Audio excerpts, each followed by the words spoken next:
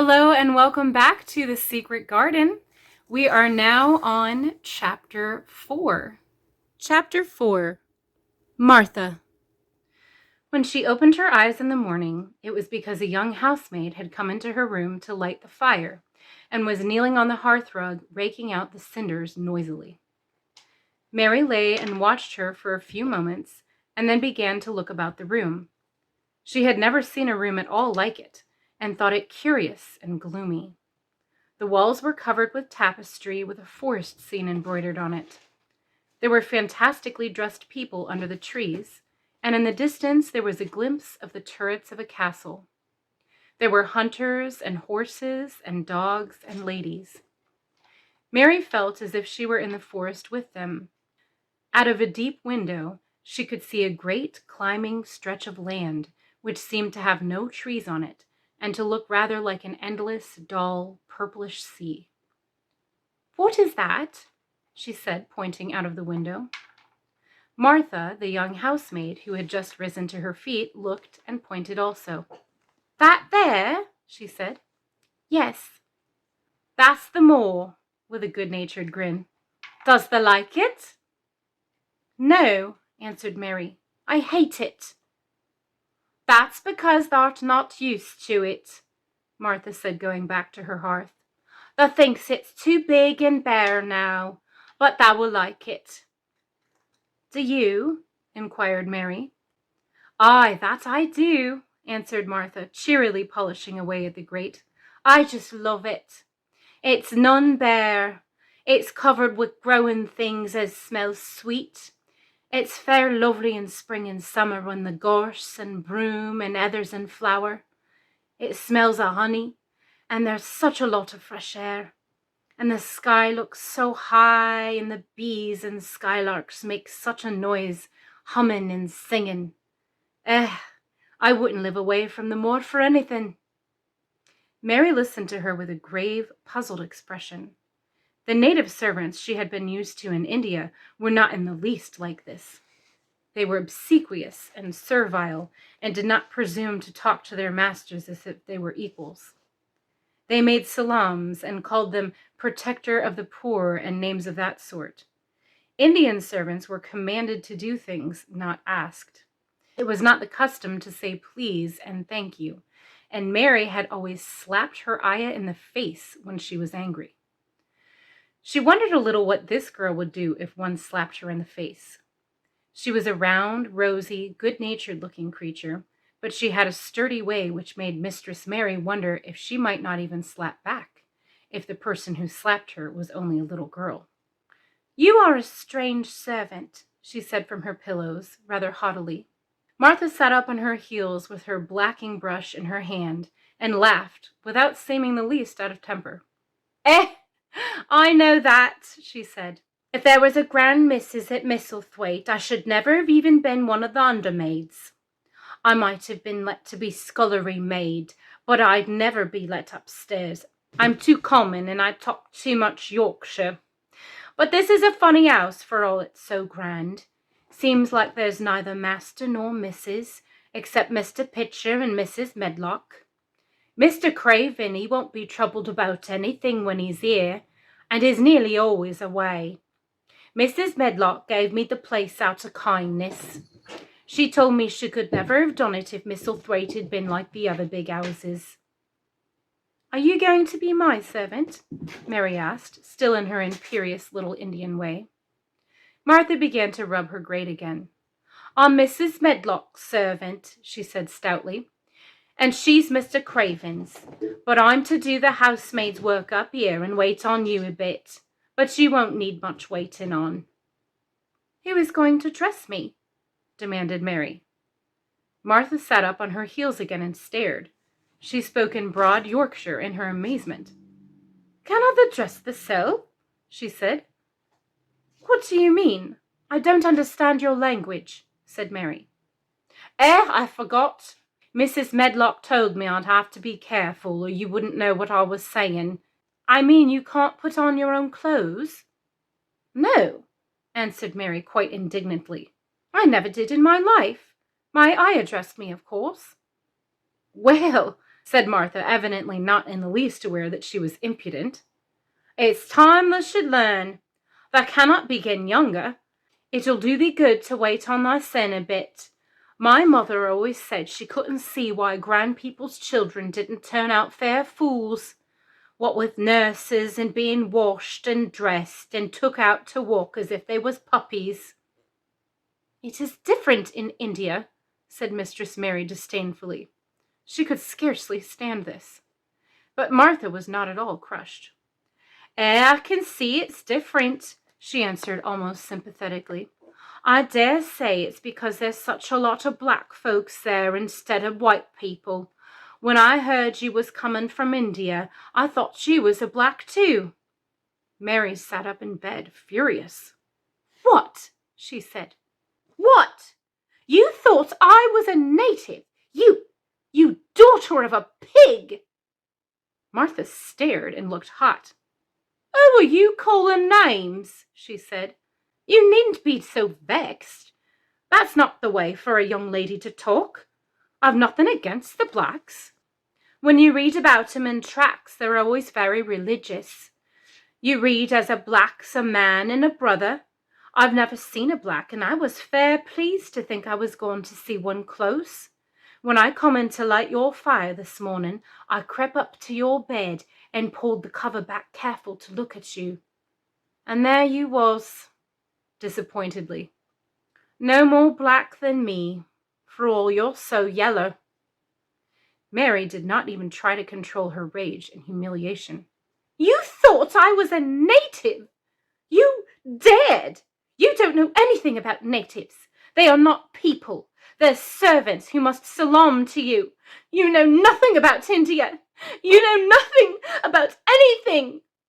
She was in such a rage and felt so hopeless before the girl's simple stare, and somehow she suddenly felt so horribly lonely and far away from everything she understood and which understood her, that she threw herself face downward on the pillows and burst into passionate sobbing.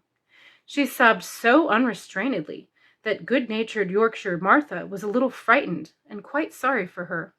She went to the bed and bent over. You mustn't cry like that there, she begged. You mustn't for sure. I didn't know you'd be vexed. I don't know anything about anything, just like you said. I beg your pardon, miss. Do stop crying. There was something comforting and really friendly in her queer Yorkshire speech and sturdy way which had a good effect on Mary. She gradually ceased crying and became quiet. Martha looked relieved. It's time for thee to get up now, she said. Mrs. Medlock says I was to carry the breakfast and tea and dinner into the room next to this. It's been made into a nursery for thee. I'll help thee on with thy clothes if thou get out of bed. If the buttons are at the back, thou cannot button them up thyself.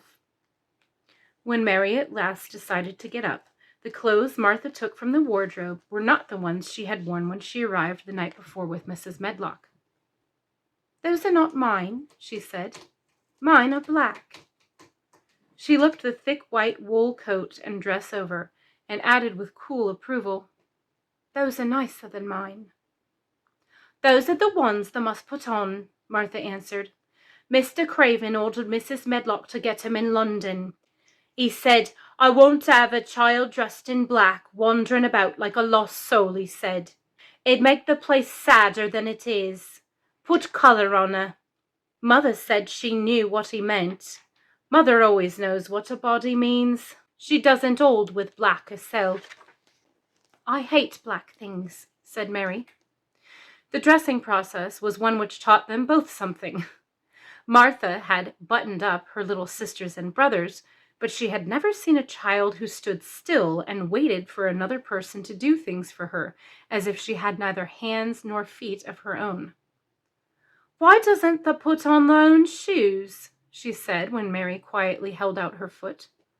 My ayah did it, answered Mary, staring. It was the custom. She said that very often. It was the custom. The native servants were always saying it. If one told them to do a thing their ancestors had not done for 1,000 years, they gazed at one mildly and said, It is not the custom. and one knew that that was the end of the matter. It had not been the custom that Mistress Mary should do anything but stand and allow herself to be dressed like a doll. But before she was ready for breakfast, she began to suspect that her life at Misselthwaite Manor would end by teaching her a number of things quite new to her. Things such as putting on her own shoes and stockings, and picking up things she let fall. If Martha had been a well-trained, fine young lady's maid, she would have been more subservient and respectful, and would have known that it was her business to brush hair and button boots and pick things up and lay them away. She was, however, only an untrained Yorkshire rustic, who had been brought up in a moorland cottage with a swarm of little brothers and sisters, who had never dreamed of doing anything but waiting on themselves and on the younger ones, who were either babies in arms or just learning to totter about and tumble over things. If Mary Lennox had been a child who was ready to be amused, she would perhaps have laughed at Martha's readiness to talk. But Mary only listened to her coldly and wondered at her freedom of manner. At first, she was not at all interested, but gradually, as the girl rattled on in her good-tempered, homely way, Martha began to notice what she was saying. You should see 'em all," she said. "There's 12 of us, and my father only gets 16 shilling a week. I can tell you my mother's put it all to get porridge for 'em all. They tumble about on the moor and play there all day, and mother says there of the moor fattens 'em. She says she believes they eat the grass same as the wild ponies do. Our Dickon, he's 12 years old, and he's got a young pony he calls his own." "Where did he get it?" asked Mary. "He found it on the moor with its mother when it was a little one, and he began to make friends with it and give it bits of bread and pluck young grass for it. And it got to like him, so it follows him about and it lets him get on its back. Dickon's a kind lad, and animals like him." Mary had never possessed an animal pet of her own, and had always thought she should like one. So she began to feel a slight interest in Dickon, and as she had never been interested in anyone but herself, it was the dawning of a healthy sentiment. When she went into the room which had been made into a nursery for her, she found that it was rather like the one she had slept in.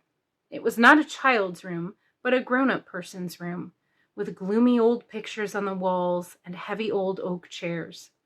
A table in the center was set with a good, substantial breakfast. But she had always had a very small appetite, and she looked with something more than indifference at the first plate Martha set before her. "I don't want it," she said. "Thou doesn't want that porridge?" Martha exclaimed incredulously. "No."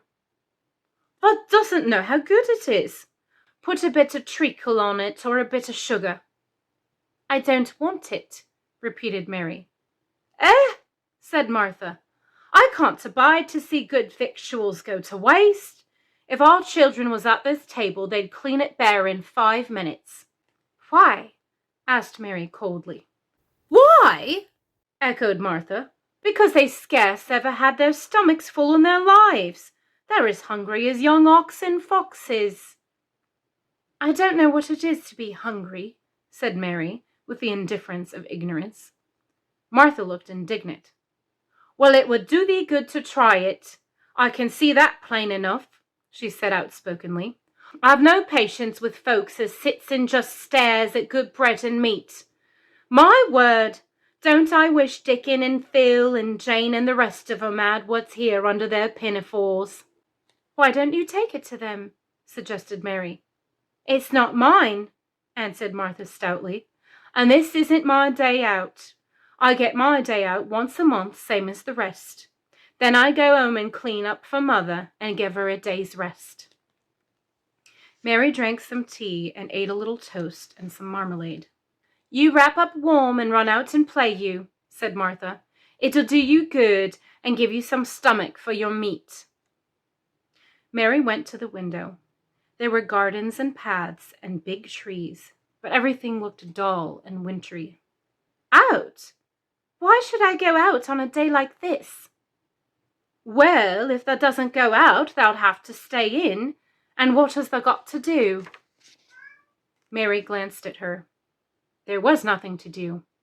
When Mrs. Medlock had prepared the nursery, she had not thought of amusement. Perhaps it would be better to go and see what the gardens were like. "You will go with me?" she inquired. Martha stared. "You go by yourself," she answered. "You'll have to learn to play like the other children does when they haven't got brothers and sisters. Our Dickon goes off on the moor by himself and plays for hours. That's how he made friends with the pony. He's got sheep on the moor that knows him, and birds as comes and eats out of his hand. However little there is to eat, he always saves a bit of his bread to coax his pets." It was really this mention of Dickon which made Mary decide to go out, though she was not aware of it. There would be birds outside, though there would not be ponies or sheep. They would be different from the birds of India, and it might amuse her to look at them. Martha found her coat and hat for her, and a pair of stout little boots, and she showed her the way downstairs. "If thou goes round that way, that'll come to the gardens," she said, pointing to a gate in a wall in the shrubbery. "There's lots of flowers in summertime, but there's nothing blooming now." She seemed to hesitate a second before she added, "One of the gardens is locked up. No one has been in it for 10 years. "Why?" asked Mary in spite of herself. Here was another locked door that added to the 100 in the strange house. "Mr. Craven had it shut up when his wife died so sudden. He won't let no one go inside. It was her garden. He locked the door and dug a hole and buried the key. There's Mrs. Medlock bell ringing. I must run." After she was gone, Mary turned down the walk which led to the door in the shrubbery. She could not help thinking about the garden which no one had been in for 10 years. She wondered what it would look like, and whether there were any flowers still alive in it. When she had passed through the shrubbery gate, she found herself in great gardens, with wide lawns and winding walks with clipped borders. There were trees and flower beds and evergreens clipped into strange shapes, and a large pool with an old gray fountain in its midst. But the flower beds were bare and wintry, and the fountain was not playing. This was not the garden which was shut up.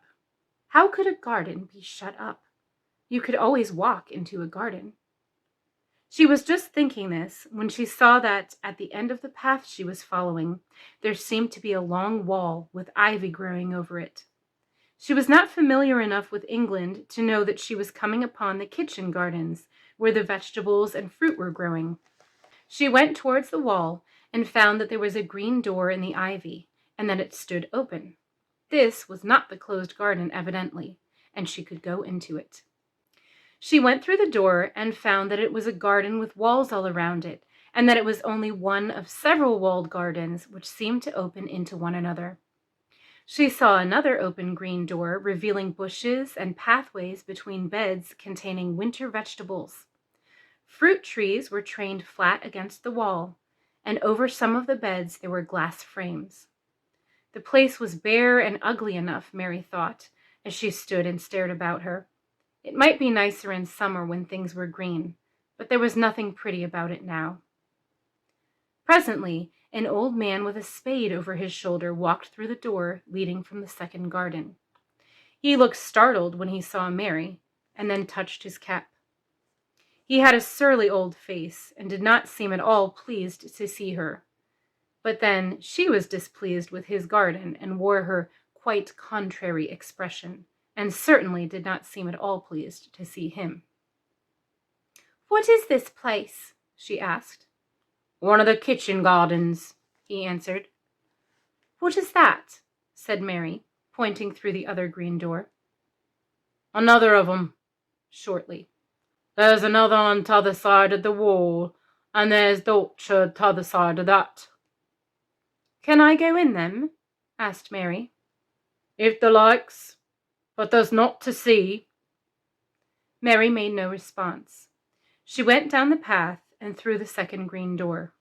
There she found more walls and winter vegetables and glass frames. But in the second wall there was another green door, and it was not open. Perhaps it led into the garden which no one had seen for 10 years.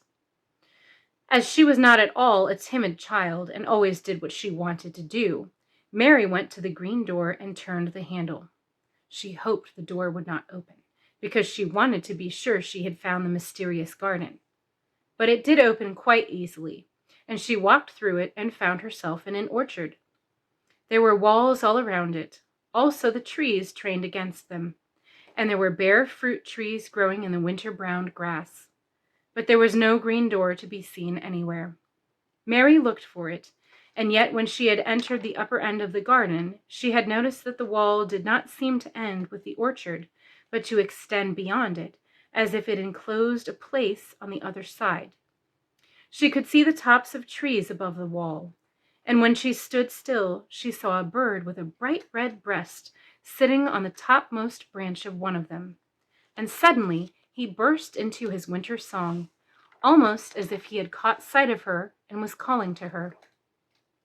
She stopped and listened to him, and somehow his cheerful, friendly little whistle gave her a pleased feeling. Even a disagreeable little girl may be lonely, and the big closed house and bare moor and big bare gardens had made this one feel as if there was no one left in the world but herself. If she had been an affectionate child who had been used to being loved, she would have broken her heart. But even though she was Mistress Mary quite contrary, she was desolate, and the bright-breasted little bird brought a look into her sour little face, which was almost a smile. She listened to him until he flew away. He was not like an Indian bird, and she liked him, and wondered if she would ever see him again. Perhaps he lived in the mysterious garden and knew all about it. Perhaps it was because she had nothing whatever to do that she thought so much of the deserted garden. She was curious about it and wanted to see what it was like. Why had Mr. Archibald Craven buried the key? If he had liked his wife so much, why did he hate her garden? She wondered if she would ever see him, but she knew that if she did, she should not like him, and he would not like her, and that she should only stand and stare at him and say nothing, though she should be wanting dreadfully to ask him why he had done such a queer thing. People never like me, and I never like people, she thought. And I never can talk as the Crawford children could. They were always talking and laughing and making noises. She thought of the robin and of the way he seemed to sing his song at her. And as she remembered the treetop he perched on, she stopped rather suddenly on the path. I believe that tree was in the secret garden. I feel sure it was, she said. There was a wall round the place, and there was no door. She walked back into the first kitchen garden she had entered, and found the old man digging there. She went and stood beside him, and watched him a few moments in her cold little way. He took no notice of her, and so at last she spoke to him. I have been into the other gardens, she said. There was nothing to prevent thee, he answered crustily. I went into the orchard. There was no dog at the door to bite thee, he answered. There was no door there into the other garden, said Mary. What garden? He said in a rough voice, stopping his digging for a moment. The one on the other side of the wall, answered Mistress Mary. There were trees there. I saw the tops of them. A bird with a red breast was sitting on one of them, and he sang. To her surprise, the surly old weather-beaten face actually changed its expression. A slow smile spread over it, and the gardener looked quite different. It made her think that it was curious how much nicer a person looked when he smiled. She had not thought of it before. He turned about to the orchard side of his garden and began to whistle, a low, soft whistle. She could not understand how such a surly man could make such a coaxing sound. Almost the next moment, a wonderful thing happened. She heard a soft little rustling flight through the air, and it was the bird with the red breast flying to them, and he actually alighted on the big clod of earth quite near the gardener's foot. Here he is, chuckled the old man, and then he spoke to the bird as if he was speaking to a child. Where hast thou been, the cheeky little beggar? He said. I've not seen thee before today. Hast thou begun the courting this early in the season? Thou'rt too forward." The bird put his tiny head on one side and looked up at him with his soft, bright eye, which was like a black dewdrop. He seemed quite familiar and not the least afraid. He hopped about and pecked the earth briskly, looking for seeds and insects. It actually gave Mary a queer feeling in her heart, because he was so pretty and cheerful and seemed so like a person. He had a tiny, plump body and a delicate beak and slender, delicate legs. "Will he always come when you call him?" she asked, almost in a whisper. "Aye, that he will. I've knowed him ever since he was a fledgling. He come onto the nest in the other garden, and when he first flew o'er the wall, he was too weak to fly back for a few days, and we got friendly. When he went over the wall again, the rest of his brood was gone, and he was lonely, and he come back to me." "What kind of bird is he?" Mary asked. "Doesn't thou know? He's a robin redbreast, and they're the friendliest, curiousest birds alive. They're almost as friendly as dogs, if you know how to get on with them. Watch him pecking about there and looking round at us now and again. He knows we're talking about him." It was the queerest thing in the world to see the old fellow. He looked at the plump little scarlet waistcoated bird as if he were both proud and fond of him. "He's a conceited one," he chuckled. "He likes to hear folk talking about him. And curious, bless me, there never was like for curiosity and meddling. He's always coming to see what I'm planting. He knows all the things Mr. Craven never troubles hisself to find out. He's the head gardener, he is." The robin hopped about, busily pecking the soil, and now and then stopped and looked at them a little. Mary thought his black dewdrop eyes gazed at her with great curiosity. It really seemed as if he were finding out all about her. The queer feeling in her heart increased. "Where did the rest of the brood fly to?" she asked. "There's no knowing. The old ones turn 'em out of their nest and make 'em fly, and they're scattered before you know it. This one was a knowing one, and he knew he was lonely." Mistress Mary went a step nearer to the robin and looked at him very hard. "I'm lonely," she said. She had not known before that this was one of the things which made her feel sour and cross. She seemed to find it out when the robin looked at her and she looked at the robin. The old gardener pushed his cap back on his bald head and stared at her a minute. "Art thou the little wench from India?" he asked. Mary nodded. "Then no wonder thou'rt lonely. Thou'lt be lonelier before thou's done," he said. He began to dig again, driving his spade deep into the rich black garden soil while the robin hopped about, very busily employed. "What is your name?" Mary inquired. He stood up to answer her. "Ben Weatherstaff," he answered, and then he added with a surly chuckle, "I'm lonely myself, except when he's with me," and he jerked his thumb towards the robin. "He's the only friend I've got." "I have no friends at all," said Mary. "I never had. My eye didn't like me, and I never played with anyone." It is a Yorkshire habit to say what you think with blunt frankness, and old Ben Weatherstaff was a Yorkshire moorman. "Thou and me are a good bit alike," he said. "We was wove out of the same cloth. We're neither of us good-looking, and we're both of us as sour as we look. We've got the same nasty tempers, both of us, I'll warrant." This was plain speaking, and Mary Lennox had never heard the truth about herself in her life. Native servants always salaamed and submitted to you whatever you did.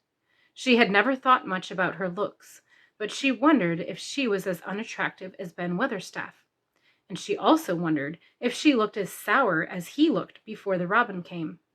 She actually began to wonder also if she was nasty-tempered. She felt uncomfortable. Suddenly, a clear rippling little sound broke out near her, and she turned round.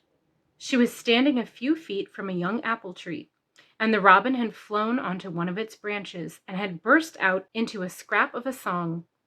Ben Weatherstaff laughed outright. "What did he do that for?" asked Mary.